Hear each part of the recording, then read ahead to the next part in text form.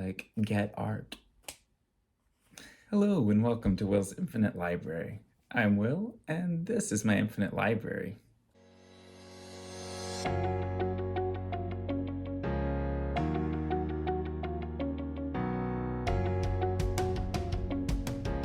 I've started kind of a new, series of videos or evolution of the channel where I'm really wanting to focus more on individual books because I noticed I was kind of just like listing books I read in previous videos. And a lot of that was fun because I was putting together lists of like certain genres and types of books and ideas to categorize them. But now I'm more interested into delving into individual books a bit more and spending more time with them. And part of that is me wanting to slow down my reading because I noticed I was just burning through books and blurring together like when you binge TV shows or something and they all just kind of like muddle up in your brain. But so I wanted to take some time and slow down, read books, enjoy them, savor them as the next step in kind of this sci-fi renaissance that I'm experiencing as I read more sci-fi. The next book that I read was Ryka Aoki's Light from Uncommon Stars, which had been on my radar for quite some time since it came out, really, maybe a little before. I was really excited to check it out. It sounded like just my cup of tea, and I didn't. It just never felt like the right time to start it. I read the first page a couple times and it felt kind of too epic and intimidating. But it finally felt like the right time and I dove in. And long story short, I really enjoyed it. That's it. That's the video. No, I have more to say. Have some thoughts. A lot of interesting stuff is going on in this book that I want to talk about. So one of the first things that I kind of noticed about this novel is that it's marketed as sci-fi, like straight up sci-fi, but it's really a blend of sci-fi and fantasy, which I found really interesting because I love when sci-fi and fantasy mix together and when it's kind of indistinguishable is in the idea of like science fantasy has been tossed around in different types of works. But this isn't that. This is really science fiction and fantasy existing in the same book, if that makes any sense. Like there's a sci-fi kind of plot and character, and then there's like a fantasy kind of plot and character, and they intermingle and that kind of thing, and involve other characters. But like kind of you can boil it down to that. I'll talk a little bit more about that later in the video, but first I want to get some other things out of the way just to kind of set some baseline. So one of the reasons why the book really appealed to me is because queer speculative fiction is kind of my jam. So it was kind of being talked about in those kind of communities and circles. So it was on my radar right away. It features a transgender protagonist. There's kind of a sapphic love story throughout the novel. It feels very like queer and found family. And that's the other thing I wanted to mention why it hit my radar was because of those elements. But then like more recently, I think why I really felt like it was the time to dive into it is because I kept hearing it compared to T.J. Klune, The House on the Cerulean Sea, and Becky Chambers' work, like The Long Way to a Small Angry Planet, which I had just read and enjoyed. Those kind of like cozy speculative fiction vibes. So I was like, oh, I want more of that. I'm looking for more of that. So I think that's why now was the time. In addition to those queer themes were like the ideas of like music and art and what does it mean to be a creative person and to create and to want that or to cling to that art as kind of an expression of yourself and a way to process the world and your feelings and your pain and your trauma and everything that you are, and beauty, both important components of that.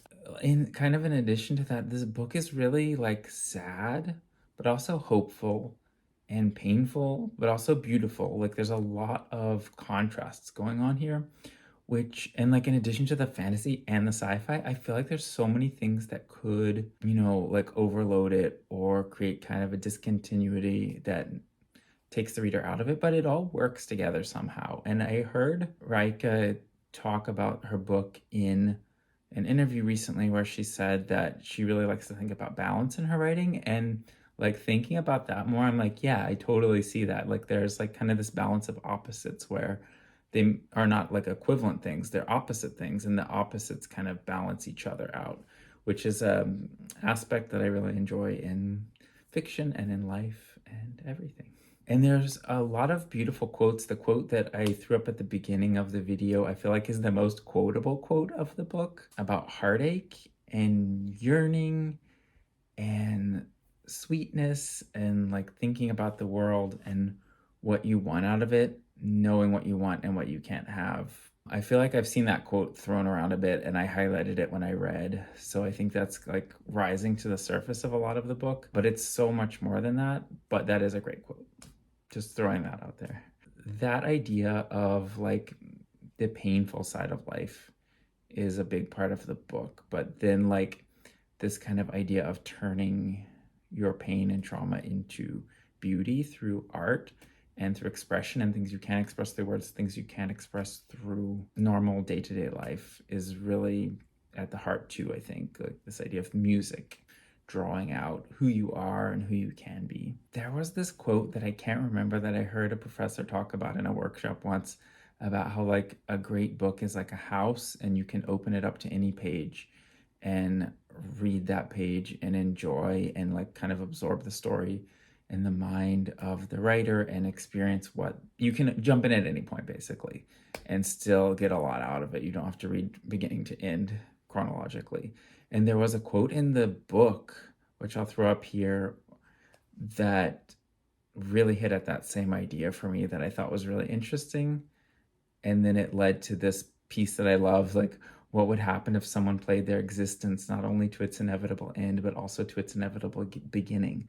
What if someone played their music to its inevitable everything? And I love that kind of like romantic idea of looking at a life, looking at the world, looking at beauty and art and the pain as well, and seeing how intertwined everything is. And I think that's what it comes down to for me with this book, is that there is so much of a dichotomy between things, and the balance comes out of like, that's kind of how life is it's not all about like chasing happiness, it's not all about suffering and despair, it's a constant barrage of ups and downs, and often the in-betweens, and you often feel both at the same time, and like one event or one thing can make you feel multiple emotions, not just happy, not just sad, but like some mix of bittersweetness. And I feel like the novel really hits home those feelings of like,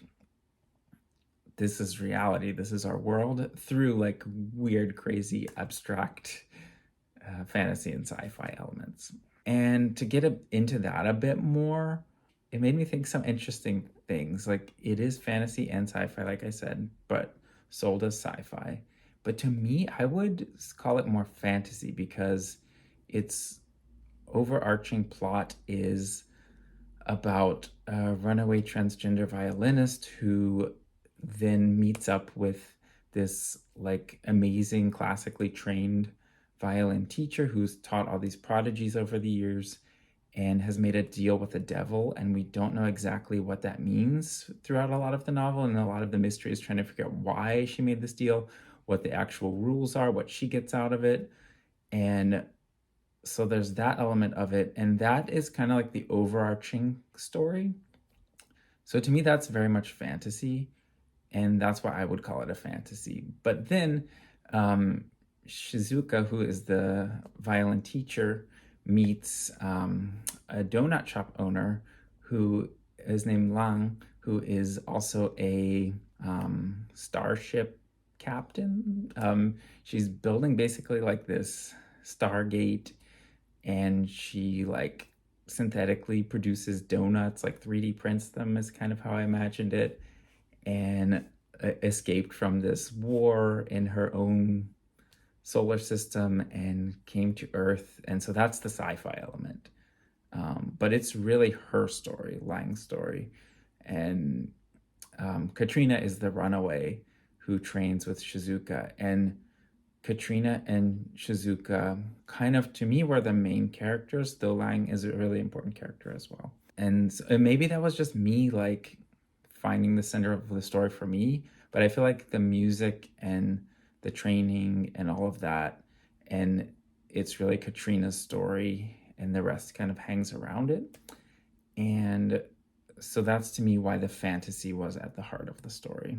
Oh gosh, I have so many things to say. I'm already over 10 minutes. And so, yeah, and then there's that found family idea of the novel, which at first I wasn't really getting it because it takes a while for that found family to come together.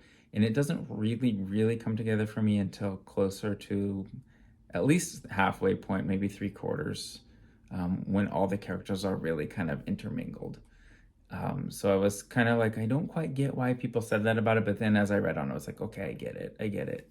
One of the most adorable parts, well, a couple of the most adorable relationships are Shizuka and Katrina, because Shizuka made this deal with the devil, right? And she's seen as this really like proper, mean person who everyone's scared of, and she's like very severe and harsh. But she's like so kind to Katrina, who is dealing with her own queerness and struggling with life, and is like has it beaten into her head literally from a young age that like she's no good. Why is she the way she is? All of these things. And then Shizuka just accepts her from day one who she is, and like fights her on it. She's like, no, like be proud of who you are. Like don't be ashamed. Don't expect the worst from everyone. Just like live your truth. So Shizuka is really inspiring in that way. And I think it's more heartwarming because she is such a hard character from the beginning, that when she shows this compassion and just like no nonsense compassion, it's really heartwarming. And then her relationship with Donut Lady, who's Lang, is also really sweet because they both have like these big secrets. One made a deal with the devil, which she doesn't really like normally talk about in day-to-day life. It's kind of a secret. And then also, and the other one is a starship captain, which is also a secret. She's trying to live a normal life with her family running this donut shop in California. And that's the other piece, is that this novel is set in California and very much about like the Asian American experience, and specifically in California, and all these different communities from all these different parts of Asia coming together, and like what a rich, vibrant community that is. So that's a really big part, really central part of the book as well. That's really cool. Then the part that I'm scared to talk about, but I really connected with, was this idea of the end plague. So Donut Lady and her family escaped from their galaxy because, I don't know if it's a galaxy or solar system or whatever, wherever they're from in space, different planet, different world. They were running from an event called the End Plague, which you hear a lot about, but don't really know what it is until later in the book. So if you don't want to hear about that and want it to be a surprise, skip ahead, because I'm going to spoil that a little bit here. I don't think it's a huge spoiler, but that curiosity is kind of interesting as you read if you don't know. So skip ahead if you don't want to hear that. So the End Plague in this book is this kind of idea that over time, every civilization inevitably, if it goes on long enough and doesn't destroy itself, finds out that there's like this mathematical code behind the universe. That's the structure of the universe, which is all fine and good until they start to kind of like lose hope and see that everything is meaningless, and they just kind of collapse because of this kind of like cultural existential crisis. And there's basically like a post-apocalypse, like zombie apocalypse moment where like people are basically rioting and looting, but like at a cosmic level, like planets are warring and tearing each other apart, and crime is overrunning everything, and everything just completely collapses because everyone feels like life is completely meaningless because it's just this code. So they just fall apart. And I'll throw up this quote here too, which I really like because it kind of talks to this idea that I've always kind of connected with, that like there's all this crazy, like this existential crisis going on all the time in our world. So many things we don't know, don't understand about the universe and our place in it. Yet we're just like concerned with these like day-to-day things that feel completely meaningless in comparison, and it can feel really frustrating. So I really liked that quote. Yeah, I was going to talk a little bit more about the End Plague and what it actually is, but I think that should be Like, I don't think I should spoil all of the details about it.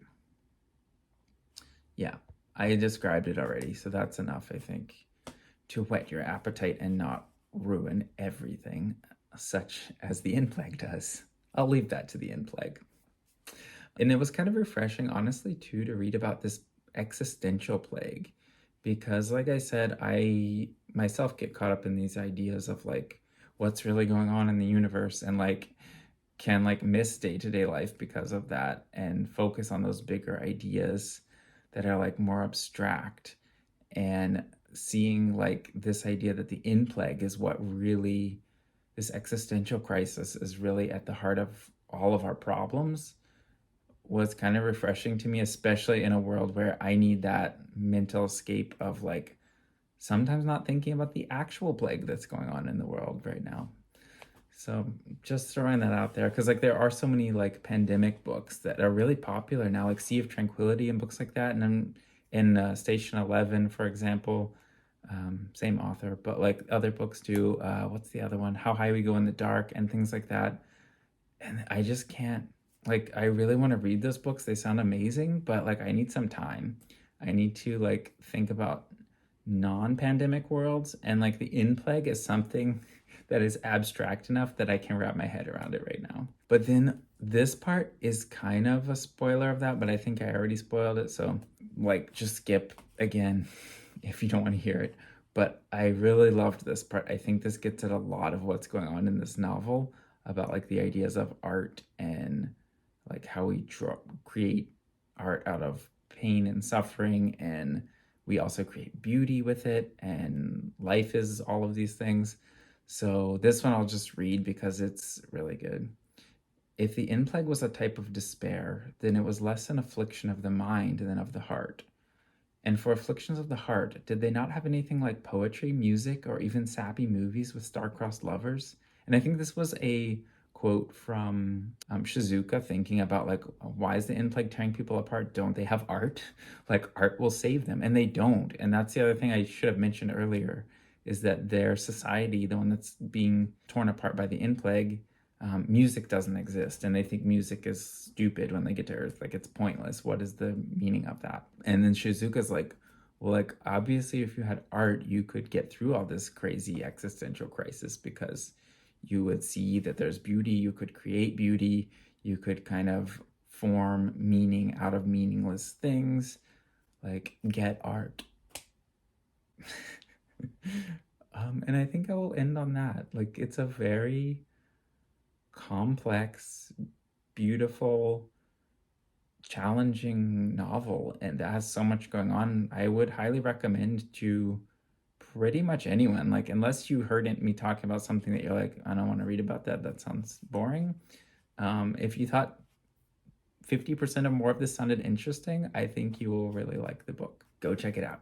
The other thing I was going to mention is that I just noticed my booktube anniversary is coming up. I apparently launched my first video October 19th, 2021. So October 19th this year. I'm hoping to do some kind of a celebration. I don't know what that will look like. I'm kicking around some ideas. But yeah, stay tuned for that sometime in October. And also, one of my most anticipated books of the year is coming out in October, which is Deadbeat Druid from David R. Slayton. So look for a video on that, probably coming in October or November if I don't get it until, I think it comes out later October. So October or November, look for that. But yeah, that's it. As always, I'd love to hear what you've been reading. If you have any thoughts about Light from Uncommon Stars, other kind of genre mashups, or just other books that you've been reading that cover these kind of themes, let me know in the comments down below. And as always, if you enjoyed this video, please feel free to like and subscribe. Helps me to know that you're enjoying the videos, and please let me know what you'd like to see more of, and I would be happy to give you that. So yeah, again, thank you so much for watching, and I will catch you next time.